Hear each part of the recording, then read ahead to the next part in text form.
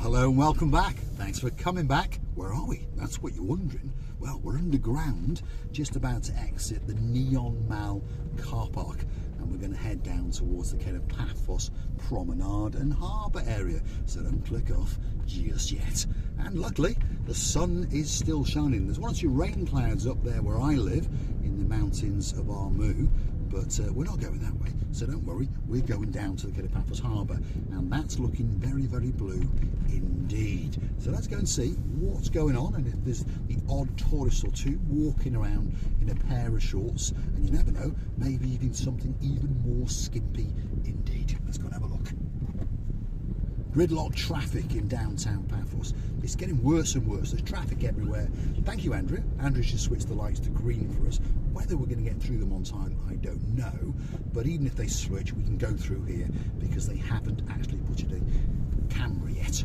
Although rumour has it they're going to put one here next month. So if you are driving around Paphos, please be very, very careful indeed, because on some of the traffic lights now, the main busy intersections, they have fitted these things that take pictures of you if you cross the line on amber and those kind of things, and also they get you for speeding. I tell you, a terrible thing. There's progress, isn't it? But also on top of all that, especially on these outer main dual carriageway ring roads, they've got Gumbarus and girls in blue, and they're sitting on the side of the road with speed guns, and also on top of that, little camera vans that pretty much blend into the society around them. They hide behind trees and those kind of things. So please be careful as you're driving around. They are very, very much against speeding at the moment. And the speed limit in and around Paphos in general is 50 kilometres an hour. In English money, that's about 30 miles an hour. So we're quite used to that in the UK. And of course, we're quite used to that in Europe. But of course, in Cyprus, we do like to, what should we say, put our foot down and boot it a little bit. A bit like this. There we go. That's it. You boot it.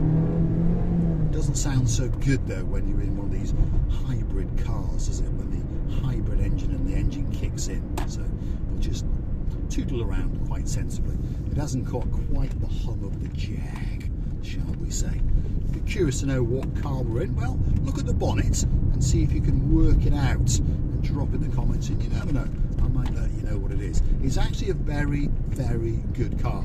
It's ultra reliable, and it's made in Japan, and it is one of my favourite brands, but I'm not that clever, so I go by things like Mercedes S-Class and Jaguars, and now I'm thinking about a Maserati. But there we go. Mr. Paul is stupid. I've always said I'm an idiot in the blue hat and the dark pair of sunglasses, but luckily for me, I have captured the heart of the blonde beauty known as Miss Ochin Gracilian Booth, who just happens to be the most beautiful woman in the world. And of course, if you've missed some of the episodes, you'll understand that she's not appearing on camera that much because she's in downtown Tbilisi, Georgia. She's gone to see her family and her mother. Now, you may have noticed that camera just flashed, and that's because that car must have been speeding, and the car behind me must have come through on amber because I saw it flash again.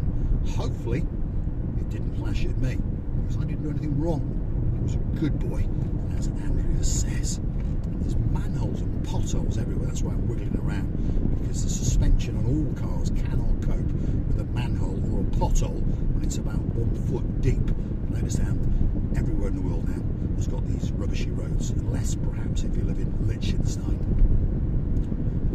Perhaps you should go and live in Liechtenstein. There we go. Nice small little municipality, isn't it? Of course, you need lots of money if you want to go and live there. So on that note, if you like what you see, hit the like, click that subscribe, and don't forget to come back for a little bit more of our complete and utter madness. To hit the like, the thumbs up, to hit the subscribe doesn't cost you a penny. It just tells YouTube that you like what you've seen, and perhaps they should recommend a little channel known as Marika and me, some more like-minded people like yourselves. But if you do want to keep the channel afloat and you'd like to make a contribution, it's very, very easy indeed. All you have to do is Google these magic words: Marika and me, buy me a coffee, Marika and me, and up will come our landing page, and you can choose to read a little bit more about us, and of course read the comments and the replies, and perhaps gift us that virtual coffee or two. And we thank you from the bottom of our two hearts. You can also choose to become one of our superstar members at only €10 a month. That's all it costs you to get a special title, to get yourself that little bit closer to Marika and me. Birthday shout outs, anniversary shout outs. I'll even call your cat in if that's what you'd like.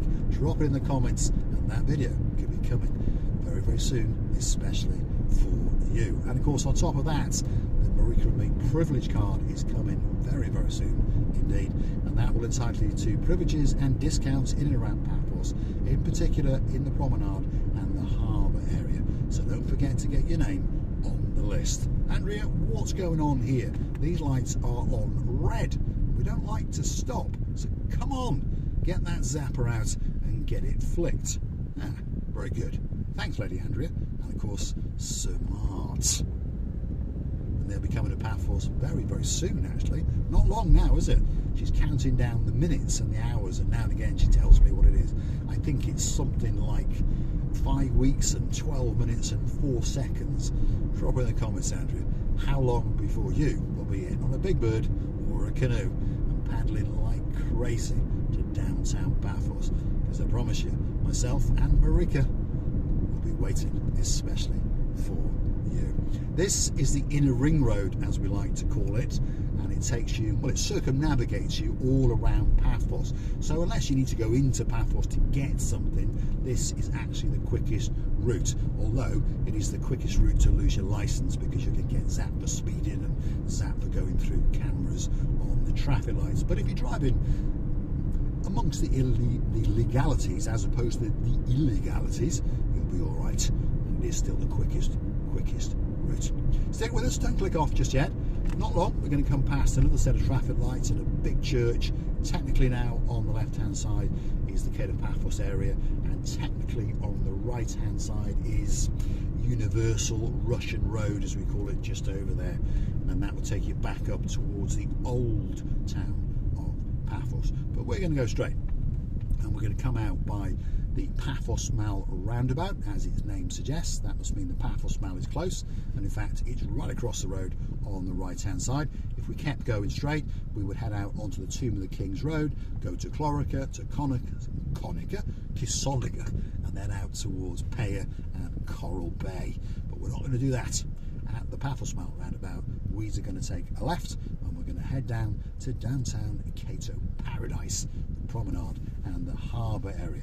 And I got a feeling there's going to be quite a few people strutting their stuff, pondering where they can go and sup on a pint or two, or perhaps get a bite to eat. Cato Paphos promenade and harbour area is pretty much open all year round. The Orthodox Christmas time, as we call it, is coming up on the 7th and the 8th. After that, some of the restaurants will close down for a couple of weeks or so.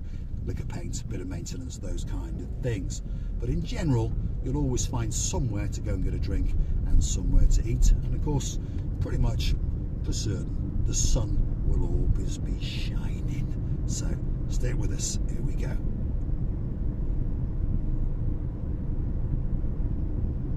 Now, if you're curious to know what that strange structure is up there in the sky on the left hand side, that is called the Paphos Skywalk.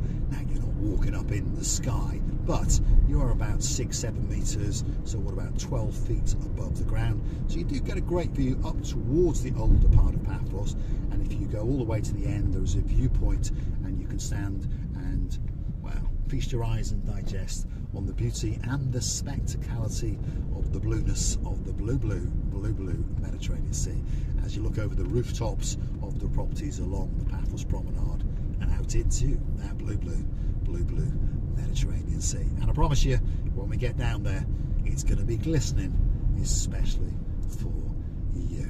Big shout out to some of the stars who like to watch the show now and again.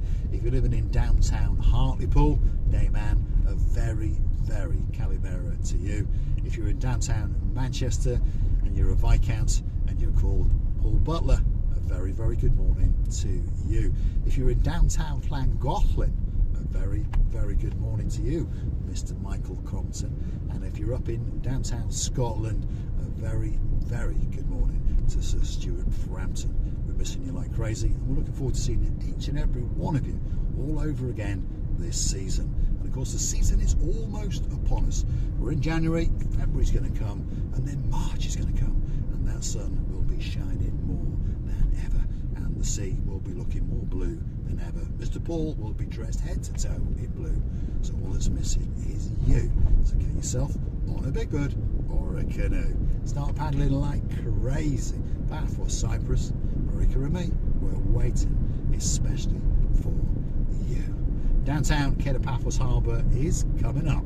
This is the harbour roundabout. On the left you've got various shops and boutiques, and on the right hand side you've got the Paphos Harbour car park, which is free of charge, and rumour has it will be free of charge all of this year, but maybe in 25 they'll be putting up the odd paid terminal or two, or making us use the smart app. But there you go, Paphos Harbour, and there's quite a few people strutting their stuff in shorts and t-shirts, so that must tell you one thing: the temperature is not too bad. Drop it in the comments, Lady Anna, my superstar. What's the temperature like in downtown Krakow? Is it chilly? Have you got snow? Have you got rain? Are you getting excited? Are you getting ready to come back to Paphos? I'll bet you are. Let's let these guys go. It is a zebra crossing after all, but in Cyprus, please be careful.